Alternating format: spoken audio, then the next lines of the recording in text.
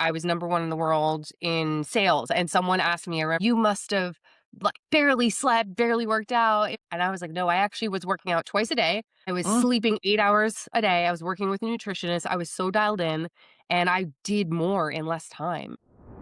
I called myself corporate clueless, no idea. And I had so much imposter syndrome going in with like meetings with directors and VPs and going, oh my God, what are they going to find out? I was so painfully shy, didn't have good grades in No. school. Ooh, can you start by telling me where you're joining us from? South Brunswick, New Jersey, just about 10 minutes away from Princeton, about an hour away from New York. Sounds fabulous. I want to visit already.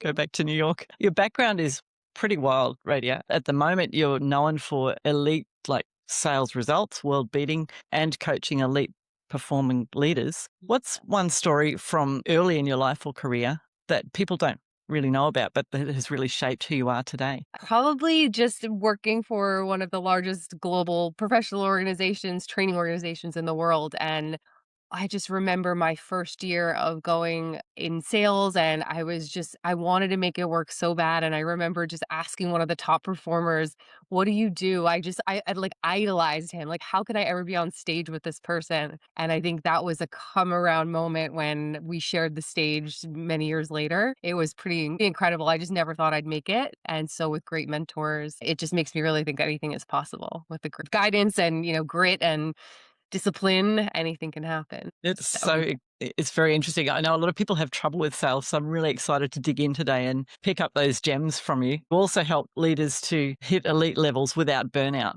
yes. What's the biggest myth with high performance that you've come across where people think they have to do to succeed, but they really just don't need to do that at all? I truly think that we are in a society that more is better and less sleep, right? Still the badge of honor of less sleep, more work, more hours. And I should have realized this probably many years ago, about let's say 17 years ago when we had a high performer in our office and she somehow made it work. She worked from 9 to 5 and she was the top performer. She was a million dollar producer, which was like, it was like, wow. And that I think over time, I just never saw how she could do it and was reminded about it later on because I think a lot of us think we just have to do more. And I think we just have to be really much more focused. And the more focused you are and the more you can eliminate the noise, the more successful you're going to be. So I've done it myself, right? I've personally gone through so much burnout, so many ups and downs over the years that's why I help people now because I truly believe that you can have a very powerful professional career and be successful and you can also have a wonderful personal life too. And I think people feel like it has to be either or and I think you can really have both. I've seen it and It's experienced so it. refreshing to hear that, honestly, so refreshing. I'm a firm believer in that, yes. I actually don't believe in work-life balance. I think that just Yes, gets stupid because sometimes when you just pour yourself into a project and you need to go with the flow, but being able to totally. have both and enjoy both it's really exciting when you do get to that point. I love that you Yeah, help people do that. You've said that clarity beats motivation. Can you give absolutely. me an example of that? I would just say we're not always going to be motivated. That's just a reality, right? You can listen to all the motivational talks and TED Talks and clips that you want, but there's going to be days or times in your life, seasons of your life where things are going to be tough. And just having that clarity of where your destination is, where you're trying to go, and every day working towards that, whether that's clarity of purpose, of your mission, of what you want to accomplish, and just having that on the radar every single day. Because some days you'll be motivated, it'll be great, but there'll be days that you won't be. But that clarity, I think, really will guide people, just like their values will guide them. I think that's really Mm. important to know. I'm really big on helping people build businesses that suit them rather than the template or what the gurus are telling them. And when I Yeah, see you talk about clarity beating motivation, I think that allows room for that because you've got your mission, your ways, you're in your lane and you don't get so distracted maybe by what everybody else is saying as well because it's very clear where you're heading. definitely. And I think in this just day and age, right, there's more and more distraction. There's so much noise. And so it's so important for us to be as clear as possible. I was just talking to my admin and today we're talking about how much noise there is with AI, right? There's so much content out there and everyone can push out content now, unless you're a podcaster.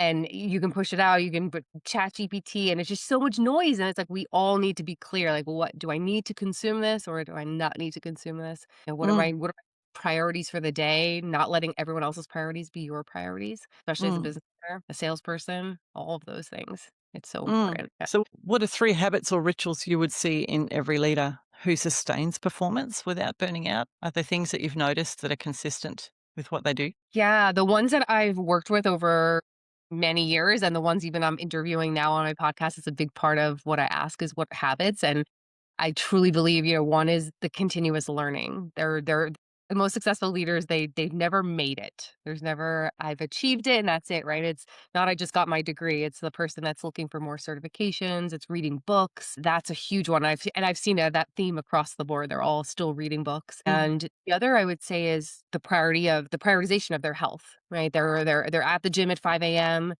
and they're doing whatever they have to do to make sure that they move their body because I really truly believe effective leaders, they manage their energy, right? And if you Yes. are wound up and sleeping terribly, you're going to show up in meetings and just snappy and just not your best self. You're not going to be able to innovate. You're not going to be able to think through and coach your people. You won't be able to do any of that. So that would be a second one. And the third is I think they're just master networkers. I see that theme across the board. They build strong relationships with nothing, no expectations in return. They either mentor people, they introduce, they're massive connectors. And, I've seen a lot of those. I want to say I've not been that person in the past. I've become that person now. And even me interviewing people on my podcast, I feel like I'm learning so much from them and it's just amazing. Mm. But those are three habits I could definitely say I see that they're pretty consistent across the board. I Show up just want to everywhere. tie that back in, bringing things back to building to suit you. So, continuous learning, yes. Take charge of your health, yes. And networking, yes. They're brilliant. And for me, for my health, I hated exercise. Absolutely Mm. hated sweating. I'd get really stubborn about being pushed to rush. I never sprint. Don't like it. But I bought a rowing machine and I've I love discovered that if I do the things I want to do around the house or in my business for the first part of the day, and then I get out there by 3 o'clock onto the rowing machine with some weights and just put a podcast on. So I'm learning and I don't feel like, because to me, I know yeah, it's not a waste of time, but it feels that way. But doing it in a way that yeah. suits me. And I'm managing to hit it every single weekday now. And Amazing. it honestly does feel really good to achieve that. So I just want to encourage anybody listening to, again, do it in a way that suits you, because that way you'll find your way through and you might find you start liking things you didn't, but it's just that getting started, isn't it? I love that. I love Continuous that. learning, learn to curate your feed. Don't just get assaulted by everything that's hitting you. Find the brains that inspire you and just follow them and you can create your own board of reference, can't you, Yeah. with the smart minds that you want to follow. Oh, And then that's such a great point. Yeah. yeah, anyway, so I just like to see how it plays out in people's lives because, as you say, the continuous learning, the health, and the connecting is Yeah. leader. Oh, It's brilliant. I love that. And As kudos far to as you for taking care of your health too, because that's also something I often say is find what you like to do. I love CrossFit, and I'd always ah, tell I'm not telling you to do CrossFit. Just do what works. Go for a walk. Rowing machine is amazing. It's like a full body yeah, workout. yeah, yeah, Do what exactly. I can works. sit down and exercise. I mean, how good can it get? It's really hard though. It's very difficult. What about routines? What's something people get terribly wrong about routines? We get all enthusiastic as we record. It's the start of a new year and we're going to have new routines and we're going to be fabulous. What do people get terribly wrong about their routines that you see? Really believe everyone I see, it's like they have this beginning of the year motivation. It's as if January 1 means something. It really doesn't, right? You could start any Monday. You could start in a quarter. You could start tomorrow at 5 o'clock. It doesn't matter. I think people just they get overly motivated. It's like New Year, right? That's it. I'm not going to drink. I'm not going to eat garbage food. I'm going to work out. It's just too many habits. You can't do all those habits. When I think of, I have a pretty solid stack of maybe 6 or 7 things that I do every day, but those have taken years to build. That started Mm, from exercising consistently. That's all I was doing. Then it was adding in another thing maybe the next year or the next 2 years. It's like it evolves, and then realizing sometimes you might have an exciting habit or this morning routine, and it might no longer serve you. So for me personally, at the end of the year, and I had some of my coaching clients do it, is reflecting back and looking at what were your goals? What were the habits that got you there? And which habits don't serve you anymore? Because if, mm. trying to be really strict with your diet 5 days a week turns into day 6 or 7, you binge eat, then don't do that, right? That habit doesn't serve you. So it's just figuring out what really works. And I love helping people realize it's like, find your goals. What are the top couple goals? Don't do too many, and then think of what are 1, 2, or 3 habits that will help me hit that goal, and then just do those every day. I Doesn't have to like be that. Simple. Simple works for me. So at risk of, I tell people do your own thing, make it suit you, be unique. But what are those 6 things that you do every day as an example? Because it's So obviously serving you and you're successful. uh, yeah, and it's funny when someone had asked me, I believe it was in 2023 was when I was number 1 in the world in sales, and someone asked me, I remember saying, "Wow, you must have, like, barely slept, barely worked out. It must have been so d worked the most." And I was like, "No, I actually was working out twice a day. I was Mm, sleeping 8 hours a day. I was working with a nutritionist. I was so dialed in, and I did more in less time. It was amazing." Some habits that really serve me, I mean, I am a very high energy person, so my mother used to tell me I need to meditate, and I was like, "Stop telling me to meditate, it's not for me."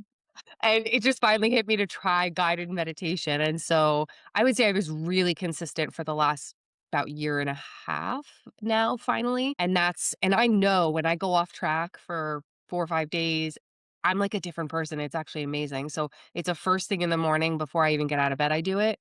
That's one. Exercise every day, that's just non-negotiable. Hydration, water, people think I'm funny, they know I have this water bottle that's like this big, 64 ounces, I drink 2 of those a day. you're one of those Non-negotiable. people. You'll ask me this big, like, aluminum thing. I was like, "Well, it doubles as a weapon. God forbid I'm, in an alley somewhere." It's heavy. So that would be another. The other would be just sleep. That is I mean, I guard and protect my sleep. Like, that is everything because if I don't sleep, I can't make decisions. It's taking me 9 hours to do what I would in 5. That's another one that I think, and finding the tools, and I think there's very simple tools that people can use, like taking magnesium glycinate before bed, that can help you, Yeah. So that's another habit. So the movement and then the nutrition too, that's always been just not always been, but for the most biggest part of my life, it has been making sure I'm eating right because if I'm not, it's just game over. If you're running on I did those years of, I was a cigarette smoker for many years. Some people don't know, but I was running on cigarettes and caffeine and like that is not good. You're essentially running on fumes, you're not just nourishing your body and your body and your brain need sleep, they need hydration, like all of those things. People think it's just like fitness, but it's so much Mm. more. Show up as a leader every day. I think understanding why helps me change habits more effectively than being told you should do this. I Yeah. spent a lot of years feeling shame that I didn't do this. But when I start to understand the importance of your gut microbiome and Yes. the effect of processed foods, because I like processed foods, you know? Yeah. Yeah, yeah, Don't know yeah. why, I don't know what's in half that crap, but realizing that chewing's good for you and it can also reduce anxiety. So swapping, this is gonna sound very nerdy, but potato crisps for Yeah. celery. You get to chew, but understanding those little things as to why it's good for you, I think Yes. helps you stick with it because you start to appreciate that you are being kind to yourself in so many ways. Absolutely, and it's, like, not this all or I think a lot of people misunderstand it's all or nothing. If I exercise, I had a friend recently who just started going back to the gym 3 days a week, cutting out all sorts of food that he ate, and I'm like, "That's not sustainable," because just Mm, step by step. Don't try to go to the gym you never go, and now 3 days a week, and you're cutting out all the foods you like. Just go try to hydrate and go to the gym 3 days a week, that's it. Right? And then another week, once you can do that after a few weeks, then add in another habit. But it's demoralizing for people when they try to do all of these things and then they're frustrated. And then they just, mm. might even dive in more hours at work and it's I'm so busy at work, I don't have time to work out. Well, you have to put it on your calendar. You prioritize you before anything. No one's gonna say, "Oh, Joe, I see you have a meeting at 5 o'clock, but I need to talk to you anyway," right? They're just not gonna ask you, "You need to go to the gym today?" Exactly. I love that So you're covering things, it's the old mind, body, spirit, but you've really covered that spectrum and consistently. And I mean, you look great, your energy's great, so it's working. It's thanks. fantastic. We talk about follow through with, we've said Yeah. that's where leadership begins. And Yes. I really liked reading that. Can you break it down a bit? Just follow through. Well, I think follow through for it's doing so many things, right? Follow through is building trust and following through, following up, and if you can't lead yourself, how are you supposed to lead other people? Which is why I Well go back said. right? I go back to that foundation. If you can't find time to go for a 5, 10, 15-minute walk during the day or hydrate, how could you be responsible to take care of other people that are under your guidance? And so, I think that follow through is just following through. You say you're gonna do something, do it. And if you're saying that you're going to lose some pounds because you wanna be healthier, or you say to your team that we're going to make sure we do an offsite meeting this year because I know you guys all want to get together. Well, I follow through. You need to show up or else no one's going to trust you. So it's the same thing for yourself. You stop Yeah, yeah. trusting yourself too when you don't keep those It's promises. the way I understand leadership, it's, I guess, setting a vision, communicating that vision to your team, and then equipping your team and giving feedback so that they can help make it happen. So, how would you suggest that leaders set a vision? Set a vision. I think first needing to create your own personal vision. I think a lot of people are just kind of in the hamster wheel every day of just doing their job and coaching and whatever they're doing, but they're not like, why are you doing what you're doing? What's your purpose? What's the long term vision for you personally? And then really think you have a responsibility to your people to help after you've done your own, share that you've done your own and what yours might look like to help them create a vision for themselves so they can come up with a personal development plan for what they want to do. How do they want to build in their career? What do they want? What mentoring do they need? What coaching guidance do they need? And creating that vision. And I think aligning your personal vision, your team's vision to the company vision is really important. But if you're just showing up every day and you're just doing the tasks, I mean, I don't even see where you can see the why in what you do and build passion. How? Yeah, that's a little demoralizing in the longer term, isn't it? Y- Yeah, I did a session about 2 months ago in November with a client, and we just had them reflect. There was a lot of change going on. There was a lot of really, some negative change with some positive change over time, but it was really stressful. And we just incorporated a conversation and a little bit of a small group talk where we had people reflect on why did they even start with the company? What was the day they got the phone call when they got the job? And what were they feeling? And how excited were they got that they landed this important job? And just reflecting back to where their pride was. And it was so you just see the energy in the room, right? I think oftentimes as leaders, we just forget about why we're here, right? And if you're a small business owner, like why are you doing this? What is your purpose? Who are you trying to help? I know every day when even if it's stressful, I know I have this vision of who I want to impact and I want to impact more people. And so when you're maybe a little demoralized or tired or you're in a season of life where things are challenging, then that's your opportunity to say, hey, where does it align? Where does it align? What a good way to remember it. Reflect back to where your pride was. Yeah. What a moment, that's like makes it very clear, brings that clarity back immediately, which Yeah. beats momentum. So Yeah, of those feelings that you had, right? The just the excitement. I think a lot of times we forget that. We get the job, we're excited in the moment. There's a book that I read not too long ago and I really love it. I think it's a great one. I would always recommend. It's called The Gap and the Gain. And it's like a lot of times we're always just trying to, especially as business owners, small business owners, leaders, salespeople, we're always living in the next thing. And I'm even working on that too. It's okay, you close the deal. What's the next one? What's the next one? And you're mm, always in like what did I didn't do instead of what have I accomplished? And I think that's important to, like, reflect on your accomplishments. We don't do that it's enough. so important, is that you almost feel like as a small business owner, if you stop and reflect on it, you'll jinx it or something, or you don't Yeah. have time for it, or you don't want to be full of yourself. So you just get on with the next thing. And you look back Yes. and you look at some things and go, that was really good. We achieved something there. Yeah. Yeah, yeah, it can be just a game of, you're always trying to play to beat the control with the numbers and you see another spreadsheet and go, "Yep, great, move on," but it was Move on. good. It really, yeah. With, Yeah. feedback as a leader, often you have to give feedback that's a bit uncomfortable. How would you suggest that leaders do that in a way that builds trust? Yeah, absolutely. I think doing it I was just having a call I just had a meeting today, we were talking about this. I'm probably facilitating a training around it, and it is having the conversations and the difficult ones often and not waiting until the 6-month performance review or the 1 year. And I try to help people understand that first you have to take time to get to know your people, right? That's important. We all know that. Build trust, build trust, build trust. Have those conversations because the more you're not talking to that person or you know what's going on in their life, the more uncomfortable it is, which I think is a good thing that it shows, most of us as humans, we want to do the right thing. We don't want to offend or upset someone. But I try Mm. to get people to think that how you're actually doing that person such a disservice and you're actually cheating that person out of not giving them feedback because if they're not doing a great job and you're not helping course correct and teach them how they need to do it, then you're cheating them out of it. You're actually being really selfish. And so I think most leaders don't want to think that they're being selfish, but you are being selfish if you don't want to do that. You're thinking about you and how you feel and you don't want to give this feedback and it feels icky. Figure out how to do it in a way that's just respectful. And I love asking for, would you be open for me to just give you a little bit of feedback on how this could have landed even more and elevated your performance? Giving them a little bit of feedback that's, something positive that you saw, but hey, would you be open? It's just a respect thing. And most, like 99% of people are going to say, yes, I'd be open to it. And then you can say it. And now they feel they own that because you've they've given you permission to give them Mm, feedback. I like that. Just bringing the respect into it, knowing your people, giving Yeah, permission to give the feedback, just opens, puts the defenses down a little bit, hopefully, absolutely. rather than raising the defenses and letting people think Yes. more clearly about what you're actually saying instead of how they're going to cover themselves. Absolutely. And of course, right, there's going to be those times where people need to be put on a performance improvement plan and you can't sugarcoat it. You have to just say, hey, this isn't working. But you don't want it to come as a surprise to the person. You need to have ongoing dialogue so they're not shocked. And a lot of times I see Yes. that shocked and Yes. I'm thinking that's not, that's in everyone's So you teach executive presence rather than just posturing. that too. Yeah. What's a Yeah. change that somebody could make, right now as they're listening, just to lift the way that they show up in a room? I would say just being present so often.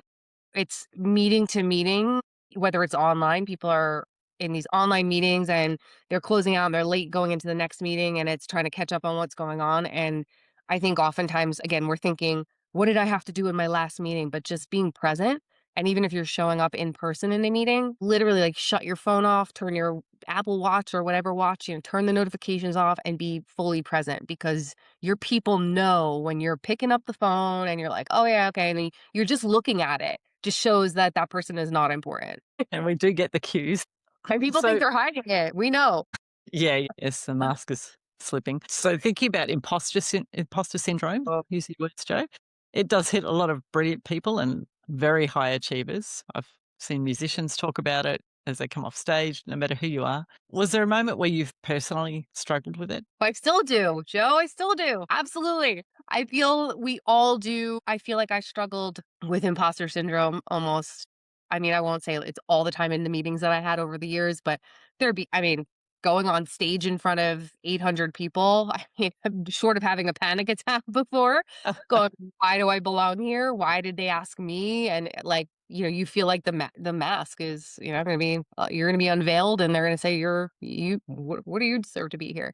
But yeah, I mean, imposter syndrome, that is real. And I do bring that up a lot with leaders just because I know it's there, whether they say it or not. It's there at some point. And I think we all struggle because it's like this, we were this one person and now we're this person. So we might have been this, I don't know, quiet person, didn't do so well in school, and then all of a sudden now we're this director. And there's this imposter syndrome because we haven't quite caught up to the person that we are now. And I struggled with it so much because I was so painfully shy, didn't have good grades in school, Oh, my gosh. I was like, wanted to be a police officer, didn't want to go to school, like didn't even know what and I had it in my career because I had not a business background. I didn't even know what a CLO was when they said chief learning officer. I'm like, oh, okay. I'm like, CTO. No, I called myself corporate clueless. No idea. And I had so much imposter syndrome going in with like meetings with directors and VPs and going, oh my God, what are they going to find out? I have like no experience.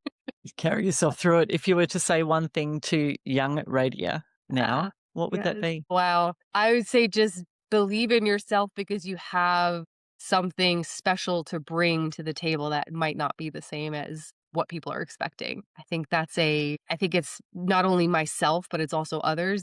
We feel that we have to be someone else or we have to model another leader. And when I finally came to the acceptance of, I'm not going to be this person who speaks all this corporate speak. I don't that's not me. I can't be fake. I can't come up with these fancy words for things. I just want to talk to people like they can all understand me.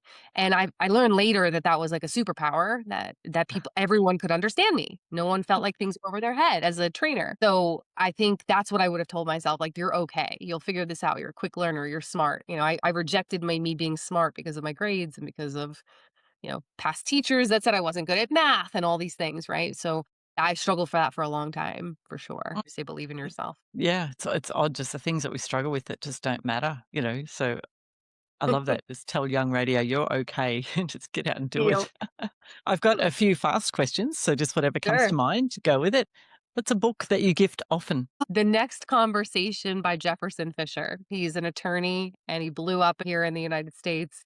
And I gifted a lot actually. And it's just how to have those difficult conversations when people are being condescending, they're dealing with narcissists, all the things. I think it's a great toolkit. So I gift that a lot.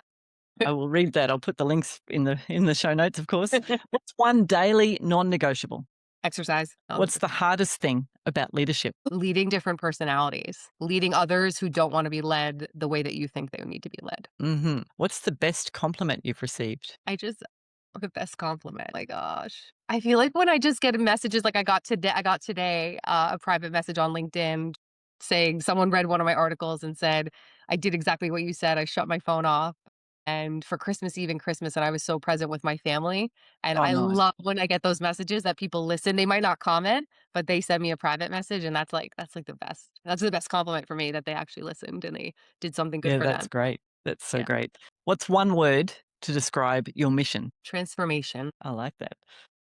Thinking about the next 5 years in leadership, what's the shift that you would most like to see happen? In other organizations? Yeah, leadership, I guess, as a discipline or a skill. Yeah, I would love to see people finding the right balance of technology and people interaction and really working hard on the people side because since the pandemic, we Mm, saw this turn over to digital and now everyone's wanting in-person training, in-person everything. This today I had an in-person meeting, tomorrow I have another in-person, which is not common, mm. but I think it's the fastest and especially in the next 5 years, technology just it's like every year, every couple of years now it speeds up by like 30 years. Couple of weeks. I know. Like, can you imagine? It was just when was it when we started using ChatGPT and Grok? It wasn't that long ago.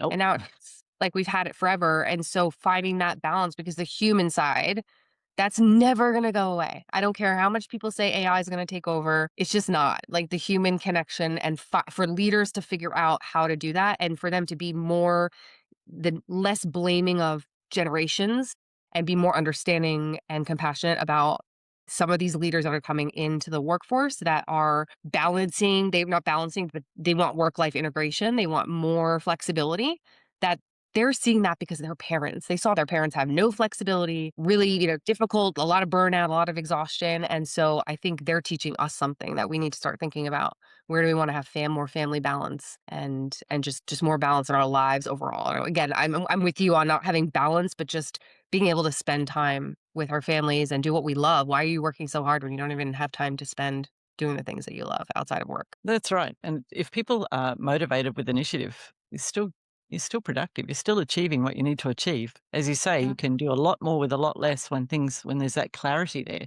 So it's very absolutely. important to recognize that, I think, and build for that rather, as you say, building for the prison, of the way. So Absolutely, and even with communication too, I feel like with communication, there's going to be tools, and there are some already with AI, and I know there's some already, and who knows what it's gonna be like soon, where you put a, VR headset and you can public speak to a group and get coaching and feedback.